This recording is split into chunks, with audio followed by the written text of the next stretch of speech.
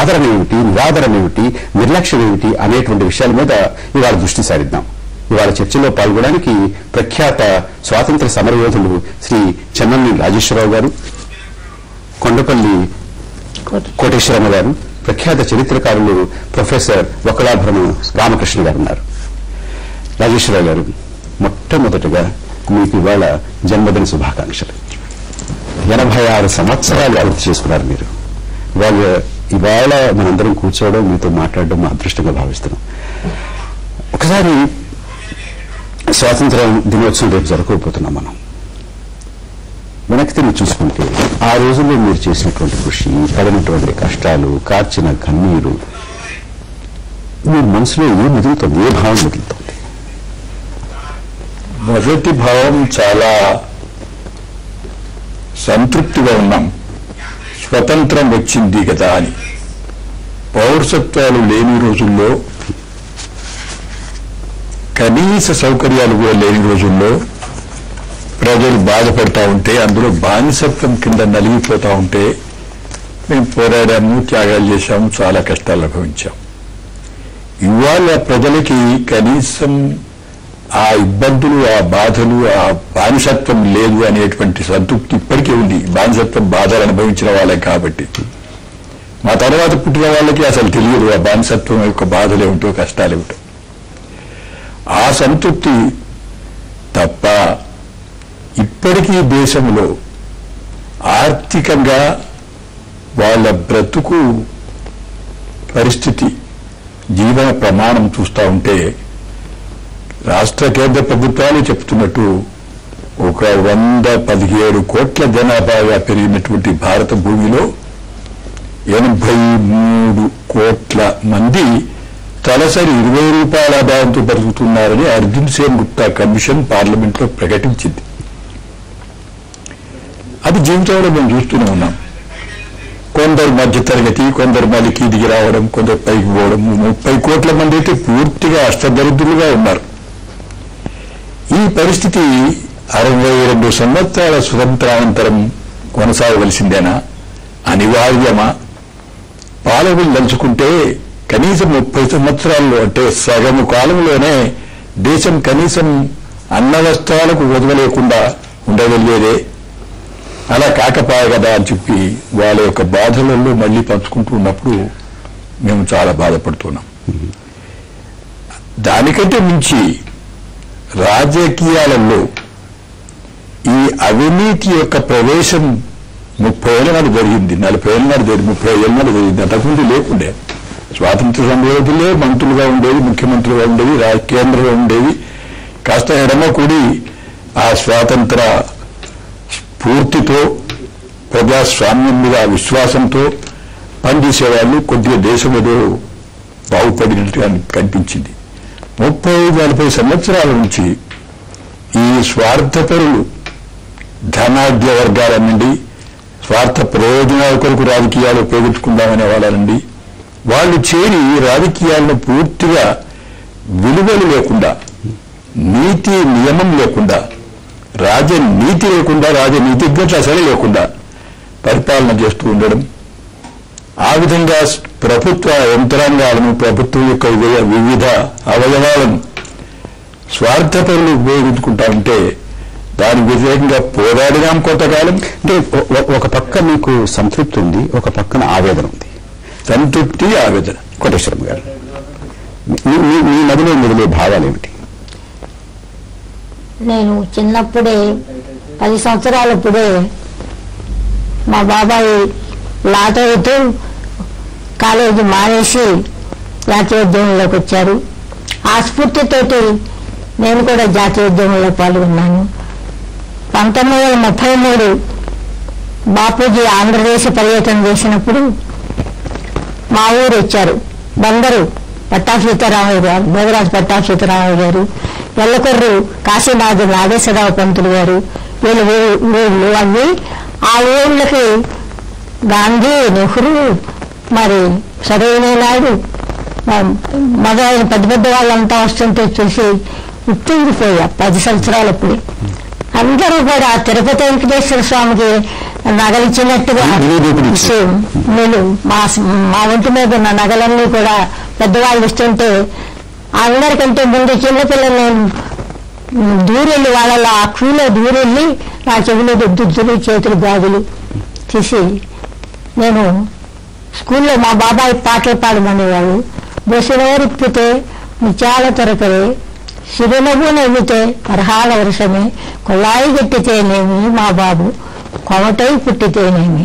అప్పుడు కోమట్లు పిరికి వాళ్ళు అనేది ఉండేది కాదు అని నిరూపించడానికి బాపూజీ మరి పెద్ద సాక్ష్యంగా చెప్తా ఉండేవారు.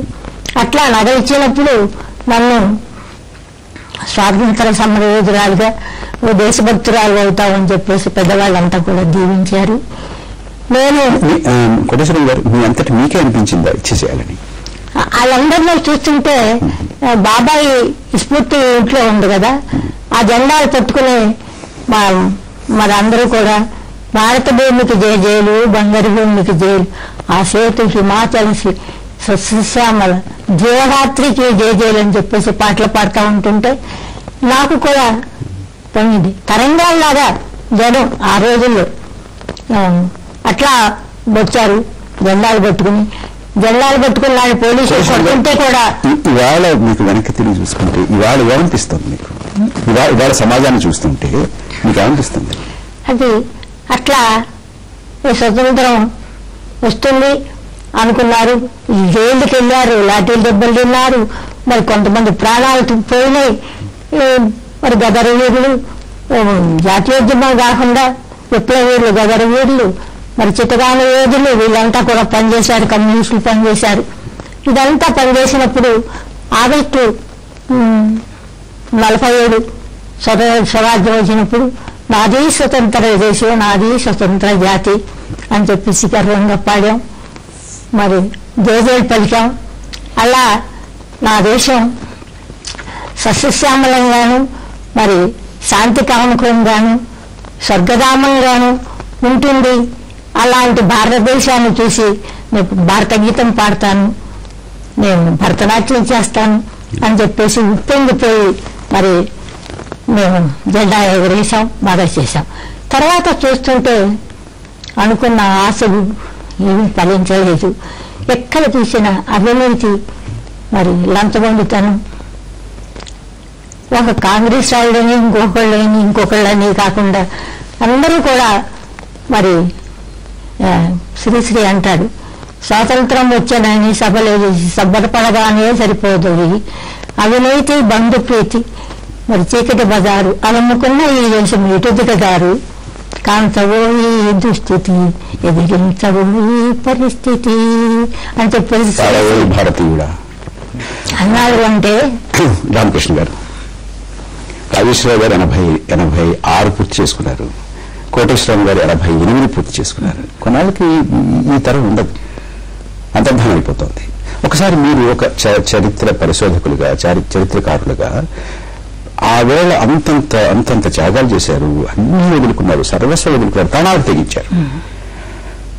వాళ్ళ పరిస్థితి, వాళ్ళకున్నటువంటి గౌరవం, వాళ్ళ మాటకున్నటువంటి విలువ, వాళ్ళందరూ కూడా ఒక పక్క ఆ తృప్తి ఉన్నా కూడా ఇవాళ సమాజాన్ని చూస్తుంటే చాలా అసంతృప్తిగా ఉన్నాము, ఆవేదనతో ఉన్నాము అనే మాట మాట్లాడుతున్నారు. వాళ్ళ పరిస్థితి ఏమిటి? ఆ కుటుంబాల పరిస్థితి ఏమిటి? వాళ్ళ పిల్లల పరిస్థితి ఏమిటి? స్వాతంత్ర ఉద్యమం, భారతదేశ స్వాతంత్ర సమరం ప్రపంచంలోనే చాలా అపురూపమైనటువంటిది. అంటే ఇలాంటి స్వాతంత్రోద్యమం ఒక జాతి విముక్తి కోసం చేసినటువంటి పోరాటం చాలా అరుదు, అద్వితీయం. ఎందుకంటే అనేక రకాలైనటువంటి వ్యూహాలతోటి, విభిన్నమైనటువంటి రాజకీయ భావాలతోటి, దృక్పథాలతోటి, మతం, కులం, ప్రాంతం అన్నిటినీ అధిగమించి వచ్చారు. ఇప్పుడు మనం వీరిద్దరూ గొప్ప స్వాతంత్ర సమర యోధులు మన పక్కనే ఉన్నారు. వీరిని గురించినటువంటి ఆ తర్వాత కాలం 47 తర్వాత దేశ పరిస్థితి ఒకటి వారు చెప్పారు. దేశ పరిస్థితి చూసి వాళ్ళు చాలా కలత చెందుతున్నారు. నేను స్వాతంత్ర సమరంలో పాల్గొన్నటువంటి వ్యక్తిని కాదు, ఆ తర్వాత తరంలో వచ్చినటువంటి వాడిని. నాకు తెలిసిన గుర్తుంది కానీ నేను పాల్గొనలేదు. కానీ ఈ జాతీయోద్యమం మీద చాలా లోతైనటువంటి పరిశోధనలు చాలా మంది చరిత్రకారులు చేశారు, మేము కూడా చేశాం దానికి సంబంధించిన వాళ్ళం. ఈ ఉద్యమంలో పాల్గొన్నటువంటి, ప్రాణాలు అర్పించినటువంటి, త్యాగాలు చేసినటువంటి, వాళ్ళ జీవితాన్ని మొత్తం దీనికోసం అర్పించినటువంటి వాళ్ళ యొక్క పరిస్థితి ఏంటి? 47 తర్వాత వాళ్ళు ఏ పరిస్థితుల్లో ఉన్నారు? వాళ్ళు ఏ విధంగా ఈ జాతి ఉపయోగించుకున్నది? వాళ్ళ అనుభవాన్ని, వాళ్ళ త్యాగాన్ని, వాళ్ళ నిస్వార్థతని, వాళ్ళ ఒక ఆదర్శమైన మూర్తులు, వాళ్ళ రోల్ మోడల్స్ ఈ దేశానికి, యువతకు ఎంత స్ఫూర్తిని వాళ్ళు ఇచ్చి ఉండొచ్చు. కొన్ని గ్రామాల్లో అయితే ప్రతి వీధిలోనూ ప్రతి గుమ్మలోనూ ఉన్నారు, ప్రతి చోట ఉన్నారు. వీళ్ళని వెలుగేదో కొన్ని రాయితీలు ఇచ్చారు, అది ఇది ప్రభుత్వం కల్పించిందనే దాని గురించి మనం మాట్లాడడం లేదు. నేను ముఖ్యంగా భావజాల పరంగా వాళ్ళ దగ్గర నుంచి మనం తీసుకున్నటువంటి స్ఫూర్తి ఏమిటి, వాళ్ళ దగ్గర నుంచి మనం పొందినటువంటి ఒక ఉత్సాహం ఏమిటి, ఒక ఆదర్శం ఏమిటి అనే ఒకవైపు. రెండోది, ఈ స్వాతంత్ర వీరులు కనుక మీరు గమనించినట్టయితే వాళ్ళని నిర్లక్ష్యం చేసినంతగా ఈ ప్రభుత్వం. మీకు 2 చిన్న ఉదాహరణలు చెప్తాను, క్లుప్తంగా చెప్తాను. గరిమెళ్ళ సత్యనారాయణ గారు మా కొద్ది తెల్లతరదనం అని చెప్పి రాశారు. మొత్తం దక్షిణ భారతదేశంలో ఆ రోజుల్లో 1921-22 మొదటి సత్యాగ్రహ కాలంలో ఒక పాట రాసిన దానికి జైలు పాలైనటువంటి వ్యక్తి ఆయనే. పాట రాసిన దానికి అయినాడు. చాలా గొప్ప పాట అది, మనందరం పాడుకున్నాము. ఇంకా చాలా గొప్ప రచనలు చేశాడు ఆయన.